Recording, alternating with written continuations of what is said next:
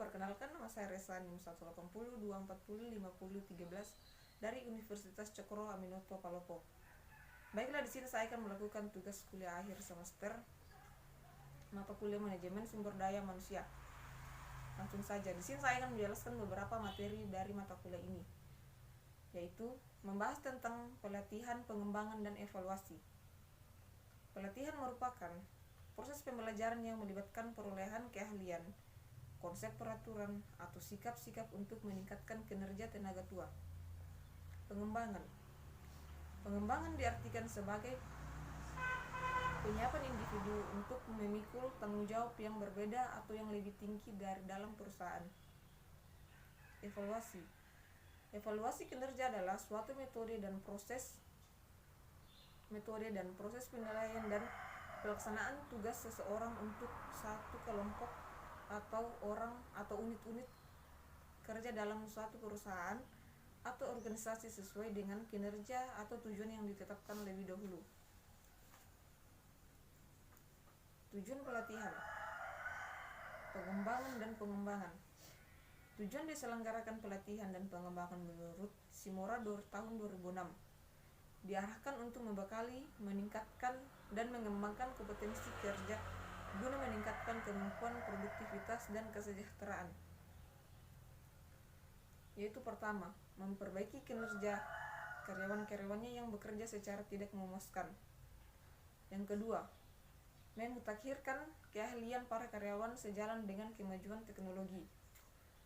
Yang ketiga, mengurangi waktu pembelajaran bagi karyawan baru agar kompeten dalam bekerja. Yang keempat, membantu memecahkan masalah operasional. Yang kelima, mempersiapkan karyawan untuk promosi. Satu cara untuk menarik, menahan, dan memotivasikan karyawan adalah melalui program pengembangan karir yang sistematis. Yang keenam, mengorientasikan karyawan terhadap organisasi. Yang ketujuh, memenuhi kebutuhan pertumbuhan pribadi. Tujuan dari evaluasi kinerja yang pertama yaitu meningkatkan saling pengertian di antara karyawan tentang persyaratan kinerja. Yang kedua, mencatat dan mengakui hasil kerja seseorang karyawan sehingga mereka termotivasi untuk berbuat yang lebih baik atau sekurang-kurangnya berprestasi sama dengan prestasi yang terdahulu. Yang ketiga, memberikan peluang kepada karyawan untuk mendiskusikan keinginan dan aspirasinya dan meningkatkan kepedulian terhadap karir atau terhadap pekerjaan yang diembannya sekarang. Yang keempat, mendefinisikan atau merumuskan kembali sasaran masa depan sehingga karyawan termotivasi untuk berprestasi dalam potensinya. Yang kelima, memeriksa rencana pelaksanaan dan pengembangan yang sesuai dengan kebutuhan pelatihan, khususnya rencana diklat, dan kemudian menyetujui rencana itu jika tidak ada hal-hal yang ingin diubah. Materi selanjutnya yaitu membahas tentang model aplikasi dan manfaat pengembangan. Yang pertama, model aplikasi pemasaran. Aplikasi marketing merupakan aplikasi khusus untuk pemasaran atau aplikasi yang dapat digunakan pada berbagai perangkat seluler. Aplikasi ini bertujuan untuk menarik sebanyak mungkin pengguna untuk aplikasi atau widget dan menghasilkan pendapatan. Yang kedua, tujuan dan manfaat aplikasi bagi manajemen pemasaran. Yang pertama yaitu mampu memanjangkan calon konsumen dengan biaya yang lebih murah. Yang kedua, mampu melacak dan mengukur data respon konsumen terhadap aktivitas marketing yang dilakukan perusahaan. Yang ketiga, mampu menjangkau pasar global sebagai pasar baru. Yang kelima, menyajikan promosi yang lebih baik. Yang keenam, mempermudah pembelian dibandingkan dengan sistem offline. Manfaat pengembangan sumber daya manusia. Untuk memastikan bahwa perusahaan lain memiliki orang-orang yang berkualitas untuk mencapai tujuannya yaitu kinerja yang produktif dan berkembang. Yang selanjutnya itu materi membahas tentang kompensasi dan proteksi, evaluasi pekerja, kompensasi langsung dan tidak langsung. Kompensasi. Kompensasi adalah balas jasa yang diberikan oleh organisasi atau perusahaan kepada karyawan yang dapat bersifat finansial maupun non-finansial pada periode yang tetap. Kompensasi finansial langsung adalah bayaran pokok gaji atau upah, bayaran prestasi, bayaran insentif, yaitu bonus, komisi, pembagian laba atau keuntungan, dan opsi saham, dan bayaran bertanggung, program tabungan, dan anuitas pembelian saham.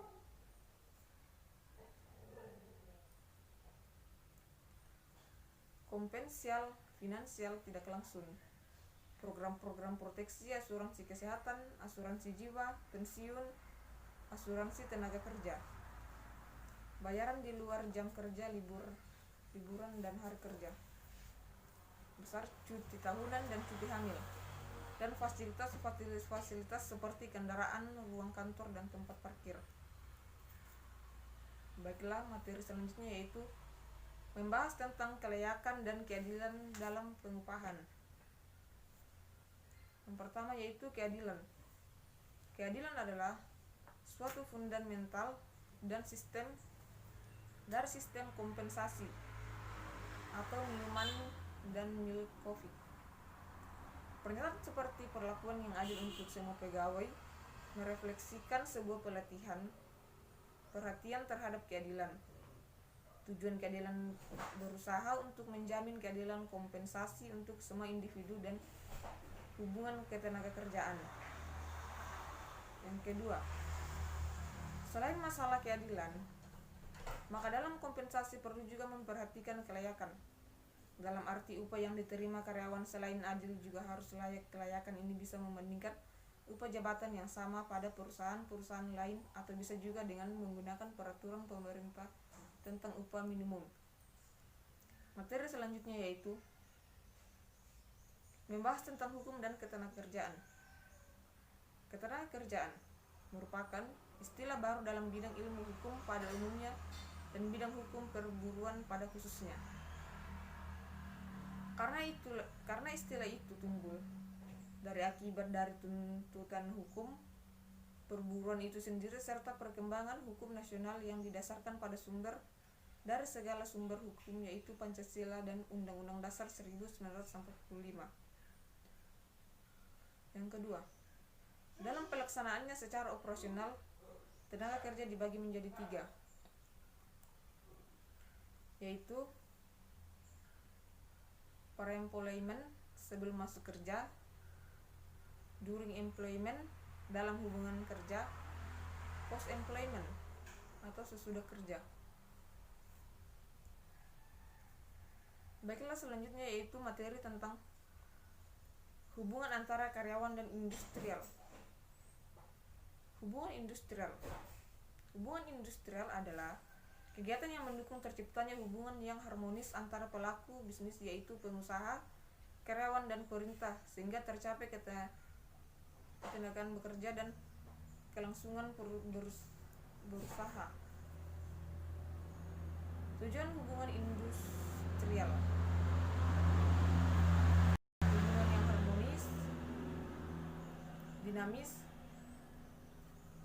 kondusif, keadilan perusahaan. Yang ketiga, cara menjalin hubungan baik antara karyawan dan pengusaha: outing, liburan, ajak makan siang, memberi penghargaan. Baiklah, materi selanjutnya yaitu membahas tentang manajemen sumber daya manusia, pemberhentian dan pensiun. Pemberhentian pegawai. Pemberhentian pegawai adalah pemutusan hubungan kerja, baik untuk sementara maupun untuk selamanya, yang dilakukan oleh perusahaan atau permintaan pegawai atau karena kehendak pihak perusahaan. Bentuk-bentuk pemberhentian pegawai: pensiun, pemberhentian atas permintaan sendiri dari pegawai, pemberhentian langsung oleh pihak perusahaan, pemberhentian sementara. Pensiun adalah pemberhentian dengan hormat oleh pihak perusahaan terhadap pegawai yang usianya telah lanjut dan dianggap sudah produktif lagi atau setelah usia 56 tahun, kecuali tenaga pengajar dan instruksi dapat berusia 65 tahun. Bentuk-bentuk pensiun yaitu karena batas usia pensiun, kemauan sendiri, takdir misalnya sakit, meninggal dunia, restrukturisasi atau dinas, diberhentikan dengan tidak hormat karena adanya kasus. Baiklah, mungkin itu saja yang dapat saya jelaskan dari mata kuliah manajemen sumber daya manusia. Terima kasih. Assalamualaikum warahmatullahi wabarakatuh. Kurang lebihnya mohon dimaafkan.